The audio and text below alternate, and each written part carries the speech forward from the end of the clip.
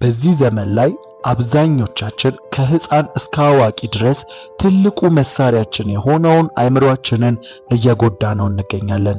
ይህም ጥቂት ልማድ ነው ብለን ከያዝነው ከስልክና ከኮምፒውተር ጨረር ጀምሮ እስከ ትልልቅ ሱሶች ድረስ በአእምሮአችን ላይ ጉዳትን እያመጡ ይገኛሉ። ይህም በአእምሮ የሚከናወኑ ስራዎችን እንደ ውሳኔ መስጠት፣ ችግሮችን መፍታት፣ ስሜትን መቆጣጠር፣ የተወሳሰቡ ነገሮችን መረዳት የመሳሰሉ ነገሮችን ለማከናወን እየከበደን ይገኛል። ነገር ግን አእምሮ እንደገና የሚታደስ ወደ ነበረበት መመለስ የሚችል ከዛም በላይ መጨመርና ማደግ የሚችል ተፈጥሮ ያለው አካላችን በመሆኑ እንደ አዲስ ልንንከባከበውና ልናድሰው እንችላለን። የአእምሮአችሁን የማሰብ አቅም ማሻሻል ትፈልጋላችሁ? አእምሮአችንስ እንደ አዲስ ማደስ ትፈልጋላችሁ? ውሳኔ የመወሰን ብቃት፣ ችግሮችን የመፍታት፣ የተሻለ ምርጫን የመምረጥ የመሳሰሉ የአእምሮ ስራዎችን በቀላሉ ማከናወን ትፈልጋላችሁ? በዛሬው ቪዲዮ ከ1 ጀምሮ እስከ 10 ባለ ደረጃ እንዴት አድርጋችሁ አእምሮአችሁን አሁን ካለበት ደረጃ በ2 እጥፍ የምታሳድጉበትን መንገድ እነግራችኋለሁ።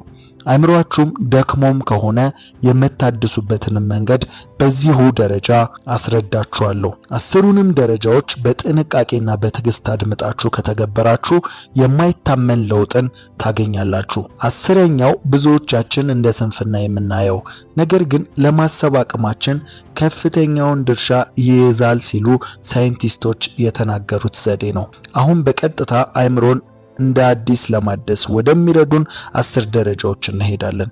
መልካም ልብ ካላችሁ ቪዲዮውን ላይክ በማድረግ ይጀምሩ። ለዚህ የቁም ነገር ቻናል አዲስ ከሆናችሁ ሰብስክራይብ በማድረግ ቤተሰባችን ይሁኑ።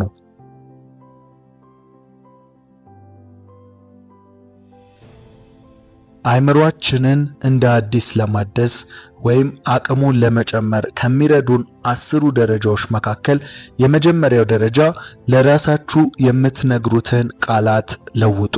ይሄ የመጀመሪያው ደረጃ ነው። እስከዛሬ ብዙ ነገር ውስጥ ስታልፉ በብስጭትም ሆነ በጸጸት ለራሳችሁ ብዙ የማይገባ ቃላትን ተናግራችሁ ይሆናል። አልረባም፣ አልጠቅምም የመሳሰሉ። ታዲያ አንድ አሳዛኝ እውነታ ልንገራችሁ። አእምሮ ከማንም አስበልጦ የሚሰማውና የሚያምነው አንድ አካል ቢኖር እርሱም እናንተን ነው። ስለዚህ አእምሮአችሁን በድጋሜ እንደ አዲስ መስራት ከፈለጋችሁ ለራሳችሁ ስለምትነግሩት ቃል ተጠንቀቁ። ለምሳሌ ብንመለከት እኔ ይህንን ማድረግ አልችልም ከማለት ይልቅ ይህንን ነገር እንዴት ማድረግ እንደምችል እማራለሁ ብትሉ አእምሮ ራሱን ለዛ ነገር ማዘጋጀት ይጀምራል፣ ይነቃቃል። አስተውሉ፣ ውሸት ተናገሩ አላልኩም። የማትችሉትን እችላለሁ ብትሉ ምንም አትፈጥሩም፣ ራስን ማታለል ነው። አሁን ግን እኛ የፈለግነው አእምሮ እንዲነቃቃና እንደ አዲስ ኃይሉን እንዲያድስ ነው። ስለዚህ ውሸት ሳይሆን ተስፋ ነው የምንነግረው። ስለዚህ ለራሳችሁ ተስፋ መስጠት ጀምሩ። ለአእምሮአችሁ የምትነግሩትን ቃላት ምረጡ። ይሄ የመጀመሪያው ደረጃ ነው። ሁለተኛው ቪዥዋላይዜሽን የምንለው ነው ወይም በምናብ መሳል። ይሄ ሁለተኛው ደረጃ ነው። በየቀኑ ለ5 ደቂቃ በአእምሮአችሁ የምትፈልጉትን ነገር መሳል ጀምሩ። ሳይንቲስቶች በጥናት እንዳረጋገጡት ያልተፈጠረን ነገር በአእምሮ መሳል የሚችል ብቸኛ ፍጥረት ሰው ነው ይላሉ። ታዲያ ይሄ ልዩ ተፈጥሮ በመልካምም ሆነ በመጥፎ ኃይለኛ ለውጥን የሚያመጣ እንደ ቀልድ ሊታይ የማይገባው ችሎታ ነው። ታዲያ ይህንን ኃይል በየቀኑ አእምሮአችሁን ለማንቃትና ለማነሳሳት ተጠቀሙበት። ጥቅሙ አንደኛ እንደ መጀመሪያው ደረጃ ለአእምሮ ተስፋን መስጠት ሲሆን፣ ሁለተኛው ግን ሊሆን ወይም ሊፈጠር ካለው ስኬት ወይም ስሜት በትንሹ መቋደስ ነው። ያም ማለት ግባችሁን በአእምሮ በምትስሉበት ጊዜ ሲፈጸም ባሰባችሁት ጊዜ በውስጣችሁ የደስታ ስሜት ይፈጠራል። ያም አእምሮን ያነቃቃል፣ ለስራም ዝግጁ ያደርገናል። ስለዚህ ቢያንስ በቀን ለ5 ደቂቃ ያክል የምትፈልጉትን ነገር በአእምሮአችሁ ስላችሁ ተመልከቱት። ይህ ልምምድ የአእምሮአችሁን ሴሎች ከማነቃቃት አልፎ የምንፈልገውንም ነገር ወደኛ የምንስብበት ኃይል ነው። ኢማጂኔሽን ታላቅ ኃይል ነው፣ ግን ሁልጊዜም ከስራ ጋር ሲሆን ብቻ እንደሆነ ተገንዘቡ። ቁጭ ብሎ መመኘት ማለት አይደለም፣ ግን ደግሞ ያለ ግብ ወይም የምናየው ነገርም ሳይኖር መሮጥ ልክ አይደለም። ስለዚህ በምናብ ኃይላችሁ የምትፈልጉትን ነገር በየዕለቱ ተመልከቱት። ሶስተኛ የምታመሰግኑበትን ነገር ጻፉ። ምድር አንዳንድ ሚስጥራዊ ህጎች አሏት። ከነርሱ መካከል አንዱ ላለው ይጨመርለታል የሚለው ነው። ታዲያ ያ ማለት ሌላ ለማግኘት አለኝ ማለት ይጠበቅብናል ማለት ነው። ታዲያ አለኝ ለማለት ደግሞ ያለንን መቁጠር ይጠበቅብናል። አለማየሁ ገላጋይ አንድ ጊዜ እንዲህ ብሎ ነበር። በሀብታምና በድሃ መካከል ያለው ልዩነት በቃኝ ማለትና በቃኝ ለማለት ጉዳይ ነው ሲል ተናግሯል። እኔ ደግሞ ዛሬ እንዲህ ልበል፣ በማያመሰግንና በሚያማርሩ ሰዎች መካከል ያለው ልዩነት አንድ ነው። የሚያመሰግኑ ሰዎች ያላቸውን የሚቆጥሩ ናቸው። የሚያማርሩ ሰዎች ደግሞ የሌላቸውን የሚቆጥሩ ናቸው። ታዲያ ይሄ ሁሉ ያልኩት ምስጋና በህይወታችን ላይ ታላቁን ለውጥ የሚያመጣ ነገር ስለሆነ ነው። ስለዚህ ሶስተኛ ደረጃ ላይ ያስቀመጥነው ነጥብ አመስግኑ ነው። ያላችሁን ነገር ቁጠሩ። ለእያንዳንዱ ነገር አመስግኑ። ይህንንም በወረቀት ላይ ጻፉት። ለሰላሙ ጊዜ ሳይሆን አንዳንዴ ብዙ ነገር ሲገጥማችሁ፣ ፈተና ውስጥ ስትገቡ አንስቶ ለማንበብ፣ ለመረጋጋት፣ አንዳንዴ በስሜት ተሸንፈን ማገናዘብም ሆነ ማስተዋል ሲያቅተን፣ ህይወት ሲመረን ወደ ማስተዋልና ወደ ማገናዘብ ለመመለስ ይጠቅማችኋል። ስለዚህ ይህንን ተለማመዱ። ከአእምሮ አንጻር ደግሞ አእምሮ በየዕለቱ ባመሰገናችሁ ቁጥር በውስጡ ፖዚቲቭ ኢነርጂ መመረት ይጀምራል። ከዚያም በመልካም አስተሳሰብ ትሞላላችሁ። አእምሮም ሴሎቹም መለምለምና መነቃቃት ይጀምራሉ።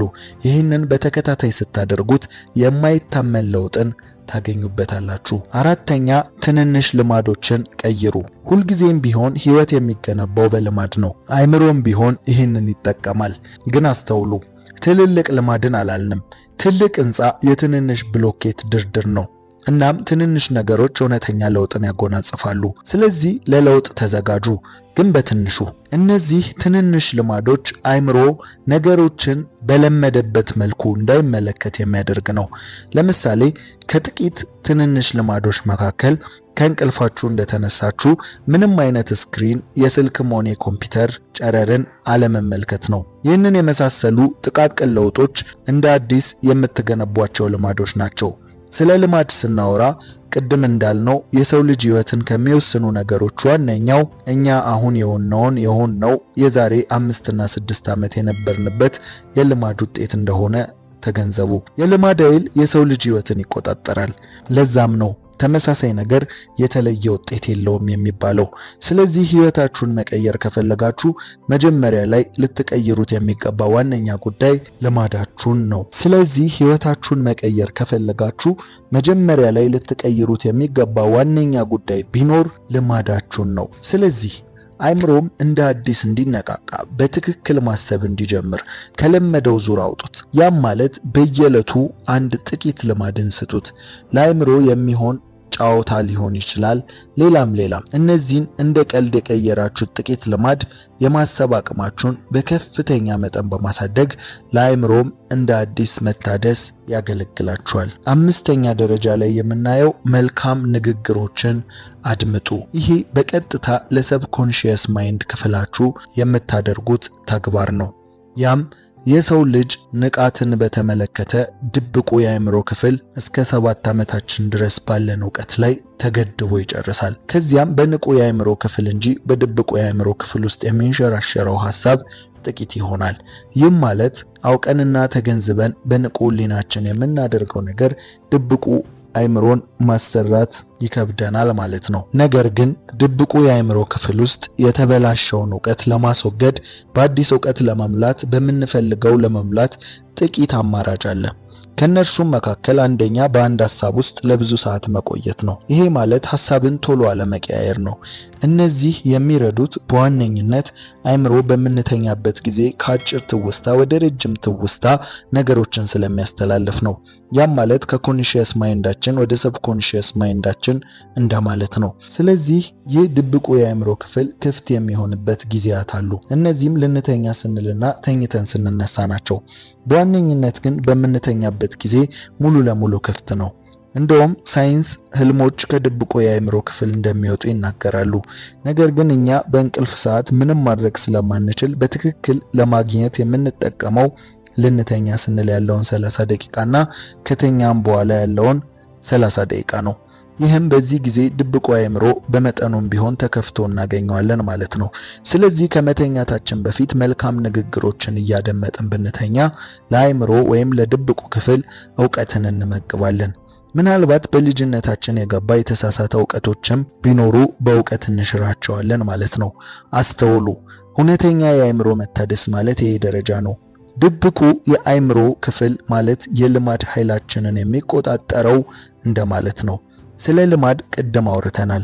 ታዲያ ልማድ ማለት ሕይወትን ይወስናል ካልን ድብቁ የአእምሮ ክፍል ደግሞ ልማዳችንን ነው የሚወስነው ማለት ነው። ያ ማለትን ስናስብ የምናደርጋቸው ነገሮች ወይም በተለምዶ በደመነፍስ የሚባለው ጉዳዮች ድብቁ የአእምሮ ክፍል ውጤት ናቸው። ያም ማለት መኪና መንዳት፣ ፊት መታጠብ፣ ጥርስ መቦረሽ የመሳሰሉ በቀናችን ውስጥ ሳናስብ የምናከናውናቸው ነገሮች፣ በድንጋጤ ጊዜ የምናደርጋቸው ነገሮች፣ ስንፈራ፣ ስንደሰት ስሜታችንን የምንገልጽበት መንገዶች ሁሉ በድብቁ የአእምሮ ክፍል በድሮ ጊዜ በልጅነት የመዘገብነው ዕውቀት እንደሆነ ተገንዘቡ። በንዴት ጊዜ በተጨማሪም ስለ ሕይወት ያለን ፍልስፍና፣ አንዳንድ ጊዜም እኔ የምፈልገው ይህንን፣ እኔ የማውቀው ይህንን፣ ግን የማደርገው ደግሞ ይህንን ነው የምትሉበት ያ ነገር ሳታውቁት እንጂ ድብቁ አእምሮ በልጅነት አምኖ የተቀበለው የሕይወት ፍልስፍና ነው። ታዲያ እንደተነጋገርነው በቀላሉ የማይቀየር ዕውቀት ቢሆንም በጊዜ ሂደት ግን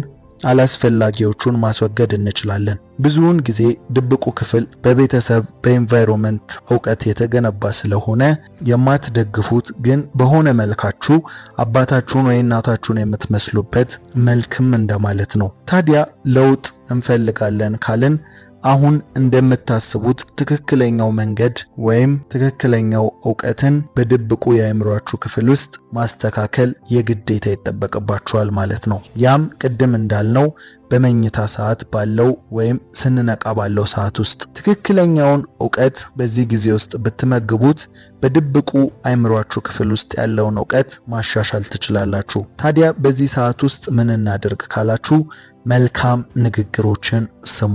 የዚህ የአምስተኛው ነጥብ ዋነኛው ሐሳብ ይህ ነው። መልካም ንግግሮችን አዳምጡ። በኢትዮጵያ ብዙም እንደዚህ አይነት ቪዲዮዎች ባይኖሩም ነገር ግን የእንግሊዘኛ ላንጉጅ ተጠቃሚ ከሆናችሁ አፈርሜሽን ወይም ሰብሊሚናል ኦዲዮ በማለት ሰርች በማድረግ ማዳመጥ ትችላላችሁ። ቅድም በአንድ ሐሳብ መቆየት ያልኩት ደግሞ በአንድ ሐሳብ ስትቆዩ በመኝታ ሰዓት ከአጭሩ ወደ ረጅሙ ትውስታ ዕውቀት ስለሚሸጋገር ነው። ይህንንም መርጦ ስለሚያደርግ የተበጣጠሰ ሐሳብን ወደ ረጅሙ ትውስታ አያሸጋግርም።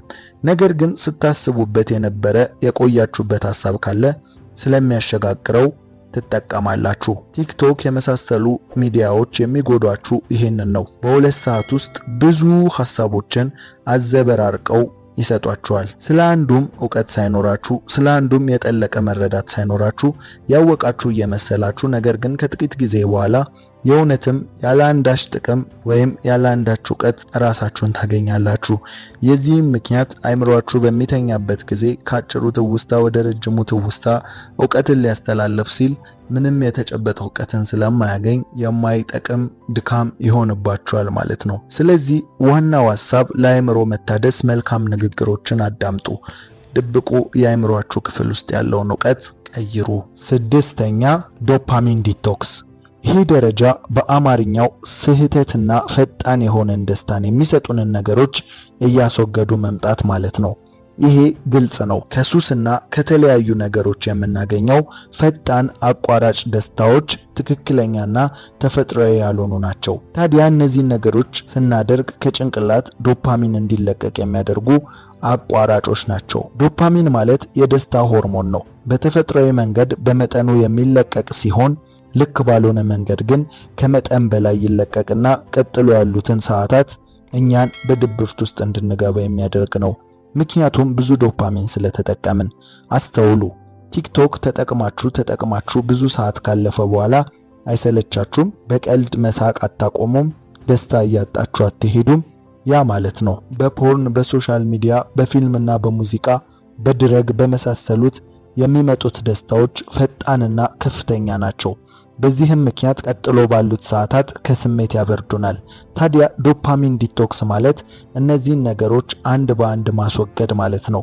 አንዳንዴም መጾም እንደማለት ነው። ለዛሬ ያለ ሶሻል ሚዲያ፣ ለዛሬ ያለ ሙዚቃ፣ ለዛሬ ያለ ጃንክ ፉድ እያሉ መዋል ማለት ነው። ቀስ በቀስ እነዚህን አቋራጭ የደስታ መንገዶች እያስወገዳችሁ በሌላ በመተካት መጽሐፍ በማንበብ ስፖርት በመስራት በመሳሰሉት በመተካት የአእምሮአችሁን የዶፓሚን ሚዛን ታስተካክላላችሁ ማለት ነው። ይህ አእምሮን ጨምሮ ለሰውነት የተመጣጠነ የዶፓሚን ሆርሞን እንዲኖረን ያደርጋል። ስለዚህ ከመጠን በላይ ድንገት የሚሰማን ደስታ የለም፣ እንደዚሁም የሚወረን ድብርት የለም። በጥሩ ሙድ ቀኑን ማሳለፍ እንችላለን፣ ምክንያቱም ተፈጥሯዊና ትክክለኛ መንገድ ስለሆነ። ስለዚህ ቀስ በቀስ አቋራጭ የደስታ መንገዶችን ማስወገድ በቀጥታ ለአእምሮ መታደስ አስፈላጊ ነው። ሰባተኛ የጥሞና ጊዜ ማድረግ። ይሄ አንዴ አእምሮን ነፃ የማድረግ አሁንና አሁን ላይ ብቻ የመገኘት ጥበብ ነው። ይሄ ልምምድ ካላችሁ ሐሳብና ጭንቀትን ተላቆ አሁን ላይ ያለውን ሰውነታችሁን፣ ኢንቫይሮንመንትን የመሳሰሉ ነገሮች ጋር በስሜት ብቻ የመዋሃድ አእምሮን ከሐሳብ ነፃ የማድረግ መንገድ ነው። ይህም ለአእምሮ ጥንካሬ በአግባቡ ለማሰብ ይጠቅማል። በዚህ ልምምድ ውስጥ ፍርሃትን፣ ጭንቀትን እየቀነሱ ይመጣሉ። በራስ መተማመን፣ ህይወትን የመረዳት ክህሎታችሁ ደግሞ እየጨመረ ይመጣል። ታዲያ ይህንን ስትለማመዱ አቅራቢያችሁ ንጹህና ለዚህ የተመቸ ቢሆን ይመከራል። ከምንም ከሚረብሽ ነገር ወጥቶ የማሰላሰል ጥበብ እንደማለትም ስለሆነ የትኩረት አቅማችሁን ያሻሽላል። አንድ ነገር ላይ የመቆየት ጥበብም ይሰጣችኋል። ስለዚህ በቀን ውስጥ ቢያንስ ለ5 ደቂቃ የጥሞና ጊዜ ይኑራችሁ። ስምንተኛ አዲስ ችሎታን ተማሩ። ይሄ አእምሮን የመፈታተን ጥበብ ነው። የኛ አእምሮ ልክ እንደሚለጠጥ ፕላስቲክ ነው። በታገልነው ቁጥር እየሰፋና እየተለጠጠ የሚሄድ ነው። ስለዚህ ራሳችሁን ፈትኑ። የተለያየ የሚከብዳችሁን ነገር ተማሩ። በዚህ ጊዜ አእምሮ እየሰለጠነ ይሄዳል። በዘርፍ ውስጥ ከፍተኛ የማሰብ ብቃት አላቸው የሚባሉት ሰዎች ሰላዮች ናቸው። ሰላዮች ከፍተኛ የሆነ የአእምሮ ጥንካሬ እንዳላቸው ይነገርላቸዋል። ያም ምን እንደሆነ ቢነገር የተለያዩ ችሎታዎችን ስለሚለማመዱ ነው። ብዙ ቋንቋ፣ በትንሹ 3 ቋንቋ በላይ የመቻል ክህሎት አላቸው። ከዛም በላይ መኪና መንዳት፣ ሞተር፣ ከፍ ሲል የፕሌንና የጀት ልምምዶችንም ያደርጋሉ። የጦር መሳሪያ አጠቃቀምንም ይለማመዳሉ። ራሳቸውን ማመሳሰል፣ ብቻ ብዙ አይነት ስልጠናዎችን ይወስዳሉ። የተለያየ ሀገርን፣ ባህልን፣ ወግን፣ አለባበስን፣ አመጋገብን ብቻ በብዙ ዘርፍ ለስራቸው የሚጠቅማቸውን ብዙ ችሎታ ስለሚለማመዱ አእምሮአቸው ጠንካራ ነው። ስለዚህ እናንተም ለአእምሮ እንደ አዲስ መታደስ አዲስ ነገሮችን መለማመድ ጀምሩ። ቋንቋ ሊሆን ይችላል፣ የእጅ ጥበብ ሊሆን ይችላል። ብቻ የሆነ ክህሎትን የሆነ ችሎታን ተለማመዱ። ያ አእምሮን እያጠነከረው ከሚሄደው ልምምዶች ውስጥ ዋነኛው ስለሆነ። 9ኛ ላይ ስፖርታዊ እንቅስቃሴ። አእምሮ ከሰውነት ሰውነትም ከአእምሮ ጋር ከፍተኛ የሆነ ቁርኝነት ያላቸው ነገሮች ናቸው። የሰውነት እንቅስቃሴ አእምሮን ከማዳከም ይልቅ በይበልጥ እንዲነቃቃ እንዲያስብ የማድረግ አቅሙ ከፍተኛ ነው። ስለዚህ ሰውነታችሁን አንቀሳቅሱ። የግዴታ ብረት መግፋት እያልን ግን አይደለም። ወክ ማድረግ የመሳሰሉ ቀላላል ነገሮች ሊሆኑ ይችላሉ። ይህንን ስታደርጉ ግን አንደኛ ስሜታችሁን ታሻሽላላችሁ፣ ሁለተኛ የማስታወስ አቅማችሁን ታሻሽላላችሁ። በተጨማሪም አእምሮአችሁ ፖዚቲቭ ኢነርጂን እንዲያመነጭ ታደርጋላችሁ። ስለዚህ የሰውነት እንቅስቃሴን አድርጉ። 10ኛው ይህ ዋነኛው ነጥብ ነው፣ ከፍተኛ ቦታ የሚይዘውም ነው። ነገር ግን ላታምኑት ትችላላችሁ። የአእምሮን አቅም ከሚያሻሽሉ ነገሮች 10ኛው እንቅልፍ ነው። ቅድም እንደተነጋገርነው በእንቅልፍ ሰዓት ሰውነት ይረፍ እንጂ በአእምሮአችን ውስጥ ብዙ ስራ እንደሚከናወን ተነጋግረናል። ለዛም ነው መተኛት ወይም በቂ እንቅልፍ ማግኘት አእምሮን እንደ አዲስ ለማደስ ወሳኝ ሆነው። እንደውም በይበልጥ ካስተዋላችሁት ከእንቅልፍ ስትነቁ አእምሮ የመንቃትና እንደ አዲስ የሆነ ስሜትን ታስተናግዳላችሁ። ያም አእምሮ በእንቅልፍ ሰዓት በሚያከናውነው ተግባር ነው። ምክንያቱም በቂ እንቅልፍ ማግኘት ማለት ሰውነትን አሳርፎ አእምሮ ራሱን የሚያጸዳበት፣ ከድካም ከተጠራቀሙ ብዙ የሆኑ ኬሚካሎች ራሱን የሚያነጻበትና በአዲስ መንፈስ የሚነሳበት መሸጋገሪያው ስለሆነ፣ ስለዚህ በቂ እንቅልፍ ማግኘት ለአእምሮ መታደስ ወሳኝ ነጥብ ነው። የሰው ልጅ ሁሉ የመወደድና የመፈለግ ረሃብ አለው ይላል ዳል ካርኔጊ። እውነት ነው። ሁሉም ሰው ባለበት ቦታ ላይ ተፈላጊና ተመራጭ መሆንን ይፈልጋል። እንደውም አንዳንዴ መኖራችን ትርጉም የሚሰጠን እንደምንፈለግ ሲሰማን ነው። ስለዚህ በአጭር ቋንቋ ሕይወታችንን ትርጉም ከሚሰጥልን ነገር አንዱ መፈለግ ነው። ታዲያ አንዳንዶች በሄዱበት ሁሉ ይፈለጋሉ። ለሥራ፣ ለጓደኝነት፣ ለማማከር፣ በሁሉም ነገር ላይ ተመራጭ ሆነው በሰው ሲከበቡ ይታያል። እነዚህ ሰዎች ሁሌም ምርጫ በእጃቸው ነው። ሁሉም አሰፍስፎ ይቀበላቸዋል። አንዳንዶች ደግሞ በሰዎች የሚገፉና ሰዎች የማይተማመኑባቸው ናቸው። ወይም በእነሱ ሥራ የሚረካ የለም። ሁሌም የመጨረሻ አማራጭ ናቸው። ድርጅቶች በኢኮኖሚ ወይም በአንዳንድ ችግር ሰራተኛ ቅነሳ ቢያደርጉ የመጀመሪያ ተቀናሽ ናቸው። በልምምጥ ነው የሚኖሩት። ታዲያ በሁለቱ አይነት ሰዎች መካከል ያለው ልዩነት አንድ ነው። ያም ጸባይ ይባላል። በዛሬው ቪዲዮ እንደ መጀመሪያዎቹ አይነት ሰዎች ተፈላጊና ተመራጭ የምትሆኑበትን ተወዳጅ የምትሆኑበትን 10 ጸባዮች እነግራችኋለሁ። ከ10ሩ ጸባዮች ስንቱ እንዳላችሁ በኮሜንት ላይ አስቀምጡልኝ። ቪዲዮውን ላይክ ያድርጉ። ለዚህ የቁም ነገር ቻናል አዲስ ከሆናችሁ ሰብስክራይብ በማድረግ ቤተሰባችን ይሁኑ።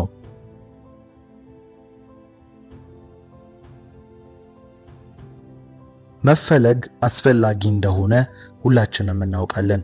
በተለይ በዚህ አሁን ባለንበት ፉክክር በበዛበት ዓለም ላይ የግድ ያስፈልገናል።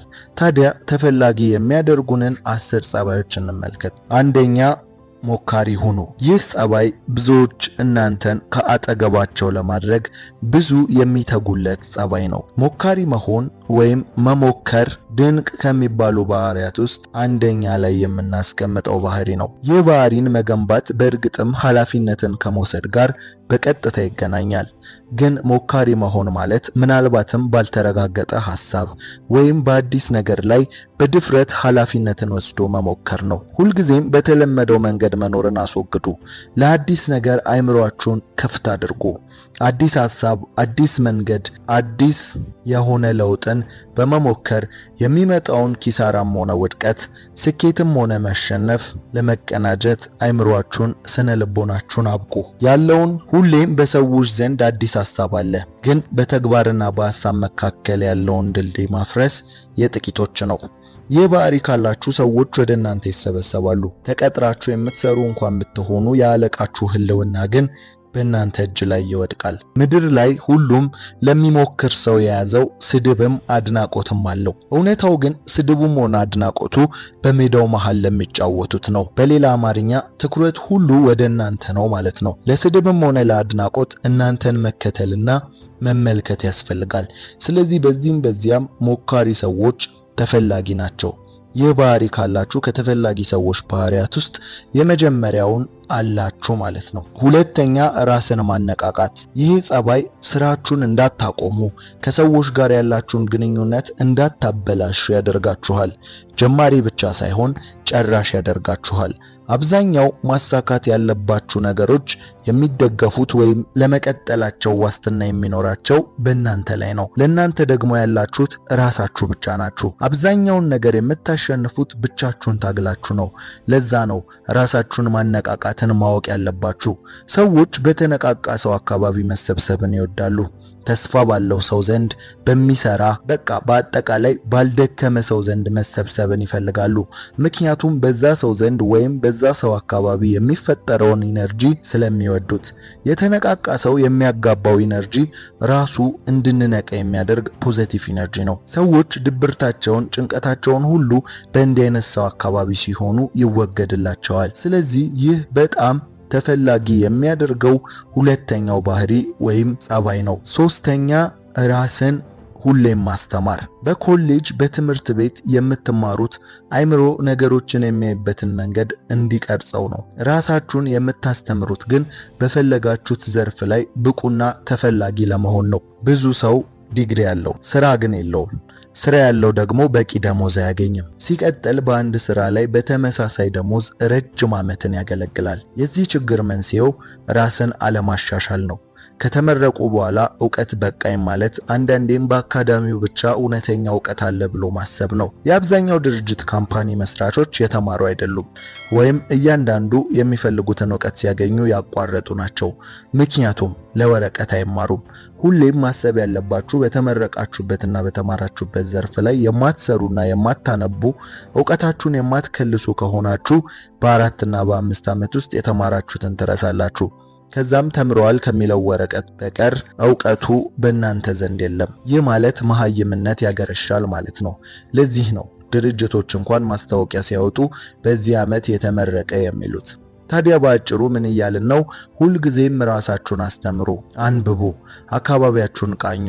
የምትፈልጉት አይነት ሰው ልማዱን፣ የሚያዘወትረውን ነገር ተመልከቱ። ጥሩ ነገሮችን አዳምጡ። በየቀኑ ለህልማችሁ የሚጠቅማችሁን በትንሹ አንድ ነገር እወቁ። ራሳችሁን በዚህ ዲሲፕሊን ባሰነጠላችሁ ቁጥር በዛ በሰነጠናችሁት ነገር ላይ ተፈላጊነታችሁ እየጎላ ይመጣል። ሁሌም በተቀመጣችሁበት ወይም በምትሰሩበት ስራ ላይ ዕውቀት እየጨመራችሁ ከዘመኑ ጋር ራሳችሁን እያሻሻላችሁ ሂዱ። አውቃለሁ ብሎ ከተቀመጠ ፕሮፌሰር ለማወቅ እየጣረ ያለ ምንም የማያውቅ ሰው ይሻላል ይባላል። ስለዚህ ዘወትር ራሳችሁን አስተምሩና አሰልጥኑ። ራሳችሁን ስታስተምሩ ከማወቅ በላይ መረዳት ትጀምራላችሁ። በማወቅና በመረዳት መሃል ሰፊ ልዩነት አለ።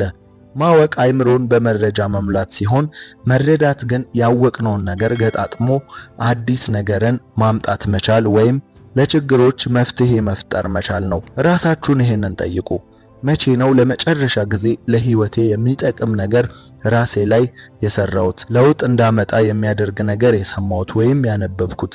ይህን ስትመልሱ በማደግ ላይ መሆናችሁን ወይም ማቆማችሁን ማወቅ ትችላላችሁ። ራስን የማስተማር ባህሪ ካላችሁ ከተፈላጊ ሰዎች ባህሪያት መካከል ሶስተኛውን አሟልታችኋል ማለት ነው። አራተኛ ትኩረታችሁን መጠበቅ። ትኩረት ያላቸው ሰዎች የተረጋጉና የሚፈልጉትን የሚያውቁ ስለሆኑ ተፈላጊ ናቸው። በዙሪያችሁ ያለው ነገር በሙሉ ጫጫታ ነው። ሁሉ ነገር እንደሚያስፈልጋችሁ ሊሰማችሁ ይችላል። በጥልቀት ካሰባችሁት ግን ለእናንተ የሚጠቅም በጣም ጥቂቶቹ ብቻ ናቸው። ብዙ ጓደኛ ይኖራችኋል። አብዛኞቹ ግን ወይ የልብ ወዳጅ አይደሉም፣ ወይ ጓደኛ ቢሆኑም ባይሆኑም ለእናንተ የሚቀንሱትም የሚጨምሩትም ነገር የለም። ብዙ ስራ ላይ ተፍ ልትሉ ትችላላችሁ። አብዛኛውን ገቢ የሚያመጡት ግን ሁለቱ ብቻ ይሆናሉ። አይምሮ ሲበተን ብዙ ርቀት መጓዝ ያቅታችኋል። ሰው ሁሉ ወደሚጓዝበት የምትቅበዘበዙ ከሆነ የምትጨብጡትን ነገር ታጣላችሁ። የራሳችሁን መንገድ፣ የራሳችሁን ትኩረት፣ እናንተ አተኩራችሁ የምትመለከቱትን ነገር ሊጠብቃችሁ ሊኖራችሁ ያስፈልጋል። ምናልባት በብዙ መዋከብ ውስጥ ብቻችሁን መቆም ሊጠበቅባችሁ ይችላል። እናንተን የሚፈልጉ ነገሮች ጥቂት አይደሉም። ነገር ግን እናንተ ስኬታማ ከሆናችሁ አንዱ ላይ ልታተኩሩ ይገባል። ሁለት ያባረረ አንድ አይዝም እንደሚባለው ትኩረቱን የጠበቀ የሚፈልገውን የሚያውቅ ሰው ያ የፈለገውን ነገር ያገኛል። ምናልባት ብዙ ችሎታ ሊኖራችሁ ይችላል። ምናልባት ሩጫም እግር ኳስም ላይ ጎበዝ ትሆኑ ይሆናል። ነገር ግን ሪከርድ መበጠስ፣ ዋንጫውን መውሰድ ከተፈለገ አንዱ ላይ አተኩራችሁ ስሩ። የምትናፍቁት ትልቁ ለውጥ ያለው በትኩረታችሁ ውስጥ ነው። ትኩረታችሁ ባለበት ነው ጉልበታችሁን የምታወጡት። ጉልበታችሁ አንድ ነገር ላይ ከፈሰሰ የምታመጡት ለውጥ ተጽዕኖ ቀላል አይሆንም። በአራት አቅጣጫ አንድ እርምጃ ብትራመዱ ብዙ አልተጓዛችሁም። በአንድ አቅጣጫ ግን 4 እርምጃ ብትጓዙ ብዙ ርቀት ትሄዳላችሁ። ለውጣችሁ ያስታውቃል። ራሳችሁን ከወከባ ጠብቁ። ጥሩ ስራ እየሰራችሁ እንትኑ ያዋጣል፣ እንትኑ ጥሩ ነው የሚል በሰማችሁ ቁጥር አትወላውሉ። ያላችሁበት ነገር ላይ ቆዩ። ያኔ ሰዎች በተጨባጭነታችሁ ይቀናሉ። ስለማትወዛገቡ እምነት በእናንተ ላይ ያሳድራሉ። ሐሳቡን ቶሎ የሚቀይርን ሰው ማን ያምነዋል? እሱን ተውት፣ እዚህም እዛም ነው በመባል ስም ይሰጠዋል። ነገር ግን የተከለውን የሚኮተኩት በትዕግስት ፍሬውን ይበላል። ስለዚህ ትኩረትን የምትጠብቁ ከሆነ ከተፈላጊ ሰዎች ባህሪያት ውስጥ አራተኛውን አሟልታችኋል ማለት ነው። አምስተኛ ዲሲፕሊን። ስለዚህ ባህሪ አብዛኞቻችን እናውቃለን። ነገር ግን በሀገር ደረጃም እንደ ሕዝብም አብዛኛው ላይ ያለ ስንፍና ነው። ይህ ነገሮችን እስከ መጨረሻው ታግሶ በትጋት የማረግ ጥበብ ሲሆን እስቲ ያስተውሉ። እናንተ እንኳን አጠገባችሁ ልታደርጓቸውና ልታምኗቸው አብረዋችሁ እንዲሰሩ የምትፈልጓቸው ሰዎች ምን አይነት ናቸው? በእርግጠኝነት ከአንድ ወር በፊት የሰጣችሁትን ስራ 2 ቀን ሲቀረው ጀምሮ ከሚያልከሰክሰው ሰው ይልቅ በመቶ እጥፍ አንድ ወር ሙሉ በትንሹ ተጠንቅቆ ሲሰራ የነበረውን ሰው ነው የምትወዱት ወይም የምታስጠጉት። ያ ማለት ዲሲፕሊን ነው። በአንድ ቀን ጂም ሰውነት መገንባት አይቻልም። በአንድ ቀን ምግብ ሰውነት አይወፍርም። ሁሌም ድግግሞሽን ይፈልጋል። ድግግሞሽ ደግሞ ትጋትንና ጽናትን ይጠይቃል። ለዚህም ነው ዲሲፕሊን ያለው ሰው ስፖርት ሰራለው ባይልም ይታወቃል፣ ሰውነቱ ይናገራል። ሰነፍ ሰው ግን በወር 2 እና 3 እየገባ በሰውነቱ ሳይሆን በንግግር ስፖርት መስራቱን ያሳውጃል። ተፈላጊ ሰውና ተአማኒ ሰው ግን ግልጽ ነው። ህይወት አጭር ርቀት ሩጫ አይደለችም፣ ረጅም ማራቶን ነው። ማራቶንን ደግሞ የሚያሸንፈው ትንፋሽ ያለው ትግስትና ጽናትን የተሞላ ሰው ነው። ስኬት ከመቶ ቢታረም 90% ዲሲፕሊን ነው። ሁላችንም የምናውቀው አንድ እውነታ አለ፣ ጠንክሮ መስራት ከተሰጥኦ እንደሚበልጥ። ግን ሁሌም ተሰጥኦና ጠንክሮ መስራት ከተደመረ ከሁሉም ይበልጣል። ግን አስታውሱ፣ በልጅነታችን የተነገረን የጥንቸልና የኤሊዋ ታሪክ ምን ይመስላችኋል? ኤሊዋ እንዴት አሸነፈች? መልሱም አጭርና ግልጽ ነው፣ ዲሲፕሊን። ዲሲፕሊን ማለት ሁሌም እናንተ የምትፈለጉበት ቦታ ላይ መገኘት ማለት ነው። በቀን ማድረግ ያለባችሁን ነገር ማድረግ ነው። ስፖርት ሰራለሁ ካላችሁ መስራት፣ ጠዋት እነሳለሁ ካላችሁ መነሳት፣ አጠናለሁ አነባለሁ ካላችሁ በቃ ያንን ማድረግ ነው። ለራሳችሁ ቃል ታማኝ መሆን ነው። ደበረኝ፣ ደስ አለኝ፣ ሙዴ አይደለም የሚባል ነገር የለም። ሁኔታዎች ደስ ላይሉ ይችላሉ። ስሜቶች በቅስፈት ይለዋወጣሉ። እናንተ ግን በጽናት መቀጠል ብቻ ነው ከናንተ የሚጠበቀው። ስኬታማ የምትሉት ሰው እዛ የደረሰው ሁሌም ደስ ብሎት ይመስላችኋል? ሁሌም ሙዱ የማይረበሽ ይመስላችኋል?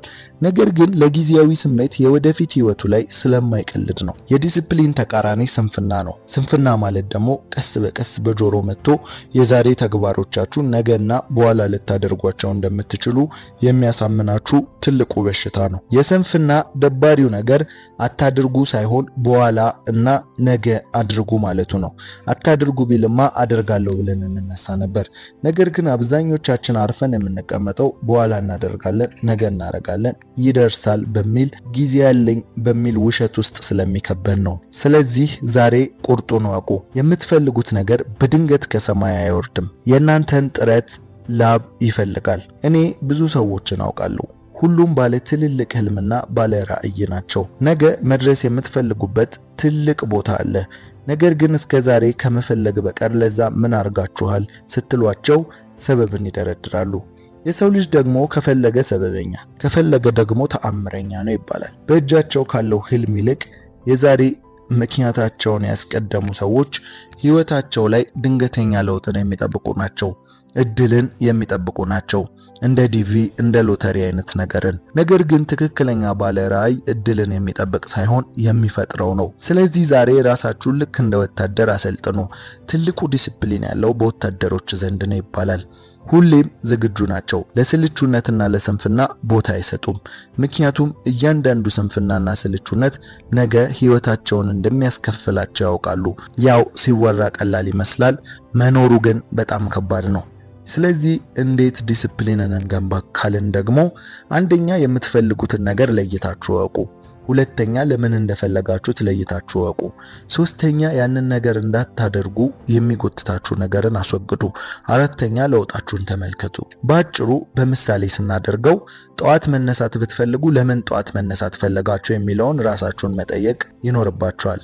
ምናልባት ለስፖርት፣ ለመጸለይ፣ ለምንም ሊሆን ይችላል። በመቀጠል ጠዋት እንዳትነሱ የሚያደርጋችሁ ምን እንደሆነ መለየት። ምናልባት አምሽታችሁ መተኛት ከሆነ አምሽቶ መተኛትን ማቆም ወይም ማስወገድ።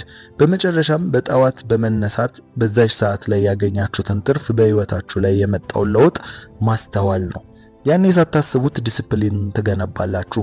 በዚህ ጊዜ ተፈላጊነታችሁ ሲጨምር ትመለከታላችሁ። ከሰዎች ጋር ያላችሁ ግንኙነት ሲጠነክር፣ እንደ ጀግና ሲቆጥሯችሁ፣ ከእናንተ ጋር ሲሆኑ ሰዎች ፍርሃት ሲወገድላቸው፣ በእናንተ ሲተማመኑና ኃላፊነትን መሸከም እንደምትችሉ ሲያምኑባችሁ ታያላችሁ። ስለዚህ ይህ ባህሪ ካላችሁ ከተፈላጊ ሰዎች ባህሪያት ከ10 5ኛውን አሟልታችኋል ማለት ነው። 6ኛ የስሜት ብልህነት። የስሜት ብልህነት ከሰዎች ጋር ለምንፈጥረው የትኛውም ግንኙነት በጣም አስፈላጊ ነው። እንደውም ታዋቂው ቢሊዮነር አንድ ጊዜ እንዲህ ብሎ ነበር፣ ሰዎች ስለ አይኪው በጣም ያወራሉ፣ በዚህ ዘመን ግን ከአይኪው በላይ ኢኪው ዋጋ ያለው ሲል ተናግሯል። ኢኪው ኢሞሽናል ኢንተለጀንስ ወይም የስሜት ብልህነት ማለት ነው። ስለዚህ ሰዎች በስራ ቦታ፣ በቢዝነስ፣ በቤተሰብ መሃል ተመራጭ የሚያደርጋቸው የስሜት ብልህነት ነው። የስሜት ብልህነት ማለት በእነርሱ ላይ የሚፈጠረው የትኛውም አይነት ቀውስ ሆነ ደስታ የምታስተናግዱበት መንገድ ነው። የስሜት ብስለት ሲኖራችሁ የጀመራችሁትን ጥረት ለምን ውጤት አልሰጠኝም ብላችሁ አታቆሙም። የስሜት ብስለት 4 ደረጃዎች አሉት። የመጀመሪያው ራስን መረዳት ነው። የራስን ስሜት ማወቅ። ለምንድነው ስሜቴ ቶሎ ቶሎ የሚለዋወጠው? የሚሰማኝ ስሜት መንስኤው ወይም ለምን እንደተፈጠረ ብሎ ራስን መጠየቅ ነው። አሁን ምን እየተሰማችሁ ነው ተብላችሁ ስትጠየቁ በግልጽ ስሜታችሁን መናገር የምትችሉበት አቋም ላይ መድረስ ማለት ነው። ስሜታችሁ ምን እንደሆነ ስትጠየቁ ስሜታችሁን መግለጽ መቻል ማለት ነው። ይህን ጥያቄ መመለስ ከቻላችሁ ራሳችሁን ትረዳላችሁ ማለት ነው።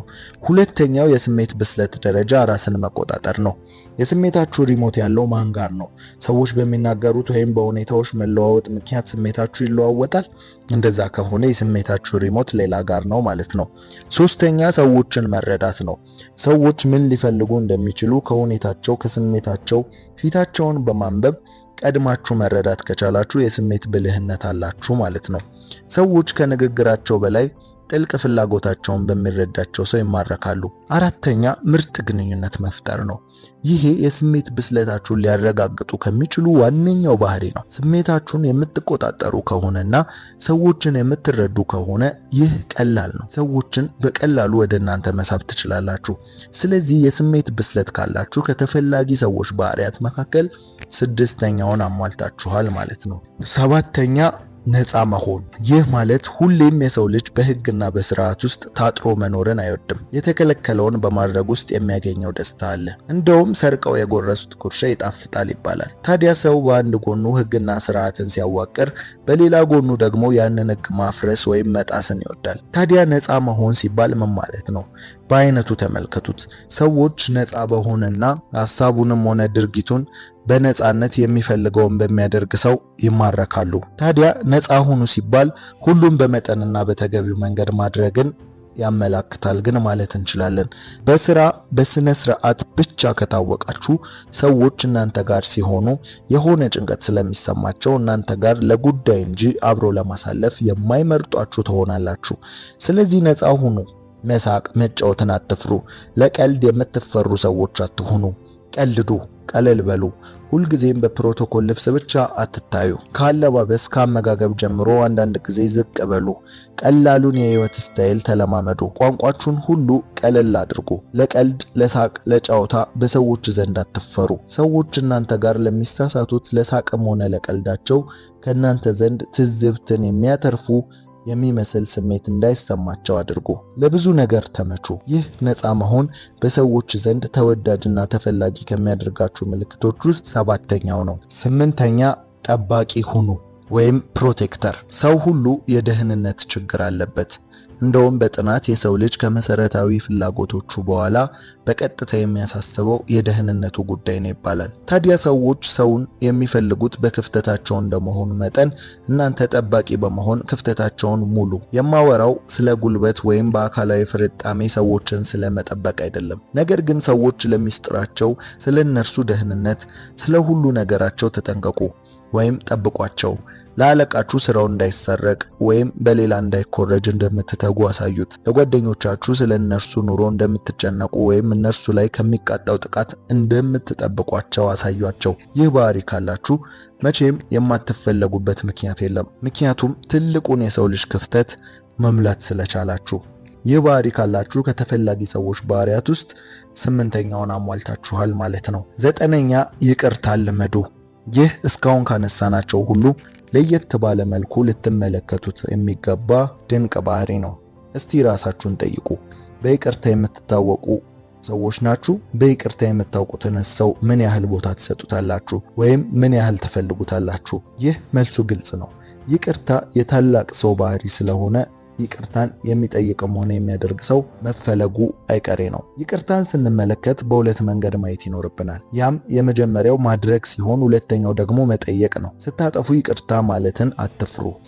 ሰው በመሆናችን ከጥፋት የነጻን መሆን አንችልም። ከስህተታችን በላይ ለሰዎች የሚያማው በጥፋታችን ላይ እንዳላጠፋን መሆን ወይም ድርቅ ችክ ማለት ነው። ሰው አጥፍቶ ይቅርታ ከጠየቀ ከዚህ ሌላ ሊያደርገው የሚችለው ወይም የሚጠበቅበት ነገር የለም። እኛ ይቅር መባልን በምንፈልግበት ልክ ሌሎችም እንደኛ ሰው መሆናቸውንም ደግሞ መረዳት ሁለተኛው ገጽ ነው። ስለዚህ ያንን ስንረዳ መሳሳታቸውን ወይም ልክ አለመሆናቸውን አምነን ይቅርታ የሚያደርግ ልብ ሊኖረን ይገባል። የኛ ጥፋት ብቻ ሳናውቅ ወይም ተሳስተን ሆኖ የሌሎች ስህተት ብቻ ሆን ብሎ በዓላማ ወይም መሳሳት ሳይገባቸው የተሳሳቱ አድርገን አንቁጠር።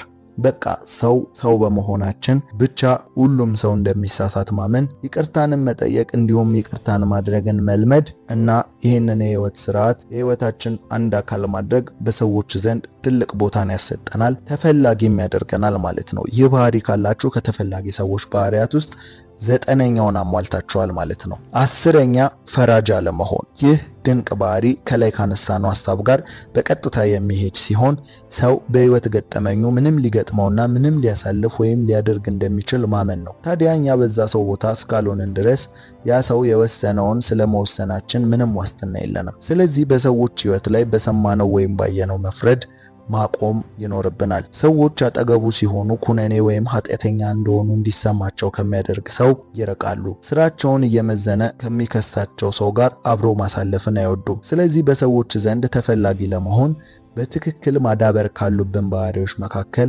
10ኛው ፈራጅ አለመሆን ነው። ይህ ባህሪ ካላችሁ ከ10 የተፈላጊ ሰዎች ባህሪዎች መካከል 10ኛውን አሟልታችኋል ማለት ነው። ለዛሬ በዚህ እናበቃለን። ጆሲ ነበርኩ። ከተመቻችሁ ላይክ፣ እስካሁን ለዚህ ቤተሰብ አዲስ ከሆናችሁ ደግመን እንድንገናኝ ሰብስክራይብ በማድረግ ቤተሰባችን ይሁኑ። እናመሰግናለን።